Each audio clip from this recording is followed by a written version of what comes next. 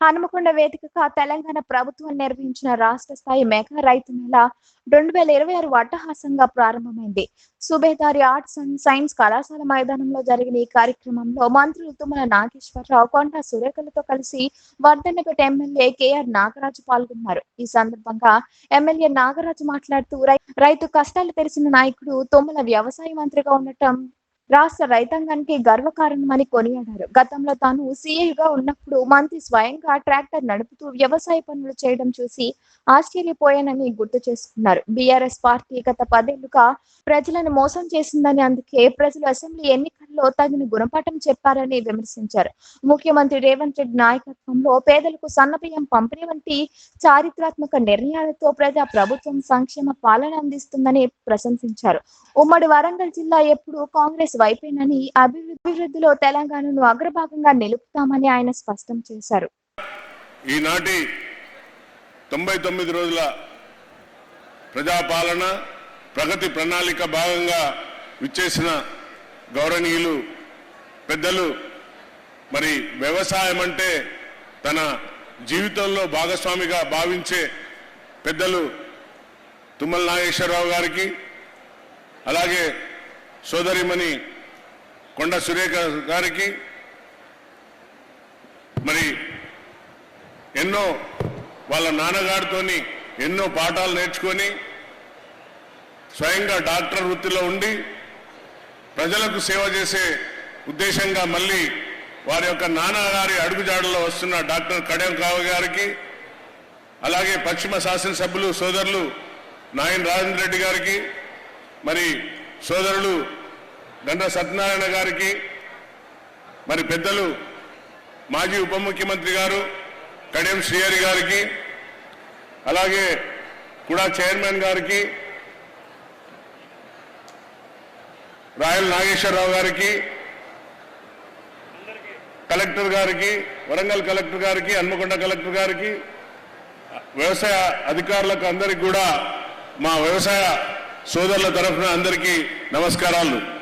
సోదరులారా, మరి ఈరోజు ప్రజాపాలన భాగంగా విద్యుత్ పైన మరి ఈనాడు ఉచిత కరెంట్ ఇచ్చిన గొప్ప ఘనత మన దివంత ముఖ్యమంత్రి అయిన వైఎస్ రాజశేఖర రెడ్డి గెలవగానే తొలి సంతకం చేసిన గొప్ప నాయకుడు మన వైఎస్ఆర్ గారు. మరి ఈరోజు నాణ్యమైన కరెంట్ ఇస్తూ ఇప్పుడు కూడా అందుబాటులో ఉండేదాకా మనం వారిని అభినందించాలి. ఎందుకంటే వ్యవస్థలో పోలీస్ తర్వాత 24 గంటలు పనిచేసే విద్యుత్ శాఖ కాబట్టి వారిని మనం అందరం కూడా ఈరోజు అభినందించాలి. మరి ఎప్పుడు కూడా ఎలాంటి రైతుకు నష్టం జరగకుండా రైతుకు ఎక్కడంటే అక్కడ అందుబాటులో ఉండేగా మనం ఎలక్ట్రిసిటీని, పవర్ను వారికి అందిస్తుంది ప్రభుత్వం. మరి నిన్న సభలో మాట్లాడుకుంటూ వచ్చిన కేటీఆర్ గారు మరి ఈ తెలంగాణ గడ్డ పోరుగడ్డ, మరి పోరుగడ్డనే కాదు రాణి రుద్రమాదేవి లాంటి వాళ్ళు, మరి భద్రకాళి తల్లి అటువంటి ప్రాంతం ఇది. మరి ఇక్కడ ఆయన ఓడిపోయిన బాధతో తన కడుపులో ఉన్న విషయాన్ని అంతా కూడా కక్కుతున్నాడు, కానీ రైతులకు ఏనాడు కూడా మేలు చేసింది లేదు. మరి రైతులకు భరోసా ఇచ్చి రైతు రుణమాఫీ చేసిన గొప్ప ప్రభుత్వం కాంగ్రెస్ ప్రభుత్వం. మరి వరి వేస్తే ఉరి అన్నారు గతంలో, మరి ఈ రోజు సన్నవాడ్లు వేయండి అంటున్నారు. సన్నవాడ్లు వేసి బోనస్ కూడా ఇచ్చే ఘన చరిత్ర మరి మన కాంగ్రెస్ ప్రభుత్వం, రేవంత్ రెడ్డి గారి ప్రభుత్వం.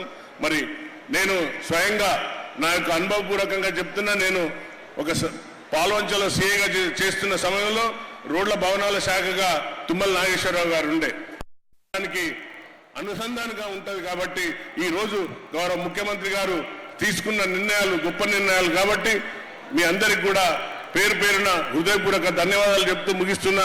జై హింద్, జై కాంగ్రెస్.